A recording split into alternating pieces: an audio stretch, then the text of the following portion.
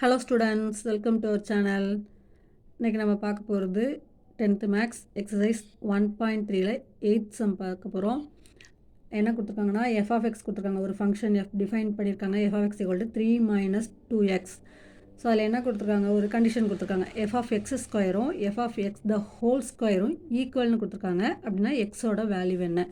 Okay, இப்போ f of x equal to 3 minus 2x நமக்கு தந்திருக்காங்க. ஸோ இப்போ எஃப் ஆஃப் எக்ஸ் ஸ்கொயர் போடுறோம்.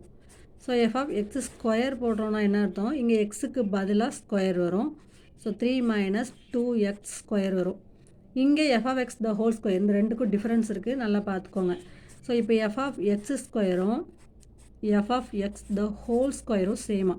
இப்போ எஃப் ஆஃப் எக்ஸ் ஸ்கொயர் நம்மளுக்கு இங்கே தெரியும், என்ன கொடுத்துருக்காங்க, 3 மைனஸ் 2x ஸ்கொயர் நம்ம இப்போ கண்டுபிடிச்சிருக்கோம். equal to f of x the whole square. So 3 minus 2x the whole square. So இது என்ன ஃபார்முலாவில் இருக்குது, a minus b the whole square ஃபார்முலாவில் இருக்குது. So a square plus b square minus 2ab அப்படிங்கிற ஃபார்முலாவில் இருக்குது. ஸோ நம்ம அந்த ஃபார்முலாவில் ஏக்கு பதிலாக 3யும் பிக்கு பதிலாக 2xம் நம்ம போட போகிறோம். So a square plus b square minus 2ab. அப்போ 3 ஸ்கொயர் இங்கே என்ன வரும், 9 வந்துடும். இந்த ஸ்கொயர் ரெண்டுக்கும் common. So 4x square minus 2 3s are 6, 6 2s are 12. So 12x. இப்போ இங்கே நம்மளுக்கு என்ன இருக்குது அப்படின்னா 3 மைனஸ் 2x ஸ்கொயர் இருக்குது. ஸோ இந்த டேர்ம் எல்லாம் நம்ம இந்த சைட் கொண்டு வந்துக்கலாம்.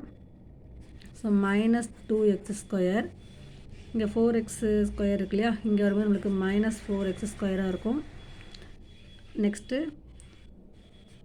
மைனஸ் 12x இங்கே வரும்போது நம்மளுக்கு ப்ளஸ் 12x.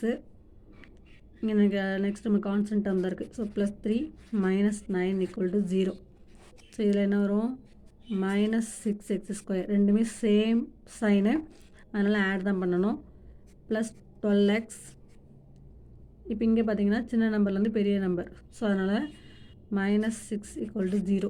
ஸோ இது எல்லாமே நம்மளா 6ஆல் டிவைட் ஆகும், 6ஆல் டிவைட் பண்ணிக்கலாம். இப்போ நான் இங்கே என்ன பண்ணுறேன், எக்ஸ் ஸ்கொயருக்கு முன்னாடி மைனஸ் இருக்கிறதுனால நம்ம அதை ப்ளஸ் ஆக்கிறதுக்காக மைனஸ் 6ஆல் மல்டிப்ளை பண்ணிக்கலாம்.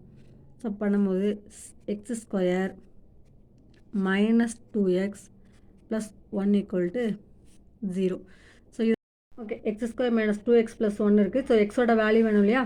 ஸோ இந்த மாதிரி ஈக்குவேஷன் வந்தாலே நம்ம ஃபேக்டரைஸ் பண்ணுவோம். ஃபேக்டரைஸ்னால் என்ன, மல்டிப்ளை பண்ணும்போது நம்மளுக்கு 1 வரணும், ட்ரீ மெத்தட் போடுவோம் இல்லையா, அது ஆட் பண்ணால் மைனஸ் 2 வரும். So 1 1 is 1.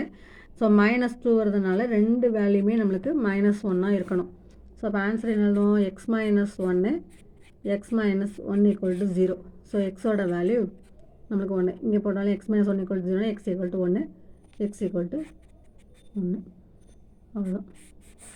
Okay, thank you students, thank you for வாட்சிங். எது டவுட் இருந்தால் கமெண்ட் பண்ணுங்கள்.